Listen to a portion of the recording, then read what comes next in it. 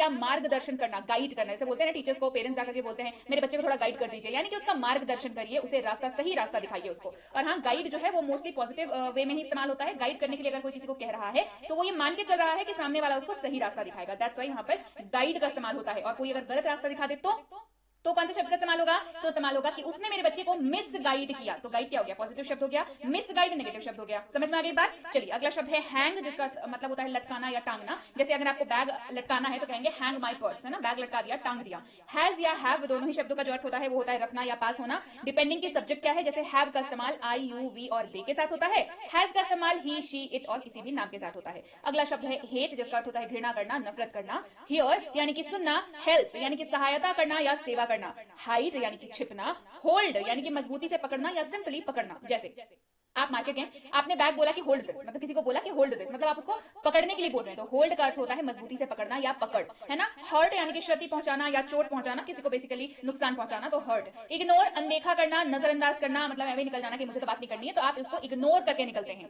Imagine यानी कि कल्पना करना या अनुमान करना। आप किसी भी सिचुएशन को अगर जैसे आपने किया कि आज शायद बारिश हो जाएगी, तो आप उसको आप इमेजिन नहीं कर सकते, आप कल्पना नहीं कर सकते कि हाँ बारिश हो जाएगी, आप गेस कर रहे हैं। लेकिन इमेजिन मतलब क्या कि अगर मैं कभी विदेश गया तो मैं क्या करूंगा, तो उसको आप इमेजिन कर रहे हैं, ठीक है। इन्फॉर्म यानी कि सूचित करना, इंसल्ट यानी कि अपमान करना, उसको बेइज्जत करना, ज्वाइन यानी कि जुड़ना या शामिल होना, जंप यानी कि कूदना या उछलना, कीप यानी कि रखना, नॉक यानी कि खटखटाना, दरवाजा खटखटाने को कहते हैं नॉक। जो खटखट की आवाज करते हैं, किसी को बुलाने से पहले हम लोग टक टक आवाज करते हैं अपनी उंगलियों से दरवाजे पर, that is called as knock. Know यानी कि जानना या पता होना किसी चीज के बारे में, जो आई नो दिस, मुझे ये पता है। लर्न यानी कि सीखना, लीव यानी कि छोड़ना या चले जाओ, कहते हैं ना लीव मतलब जाओ यहाँ से, छोड़ो, जाओ यहाँ से। लाई यानी कि झूठ बोलना, और लाई का मतलब लेटना भी होता है। लाइक यानी कि पसंद करना या चाहना, जैसे कहते हैं ना आई लाइक दिस, मतलब मुझे ये पसंद है।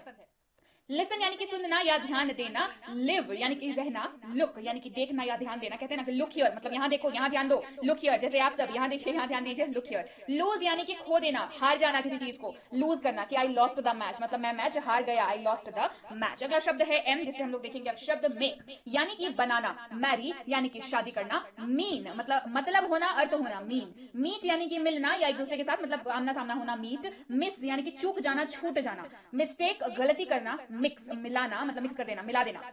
मूव यानी कि चलना या हिलना।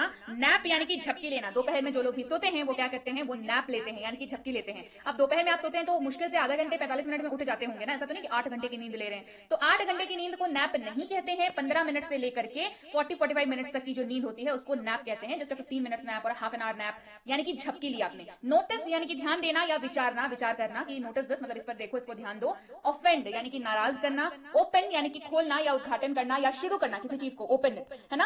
ऑर्डर यानी कि आज्ञा देना, हुक्म करना। पे यानी कि कीमत अदा करना या भुगतान करना। परसुएड यानी कि समझाना या मनाना।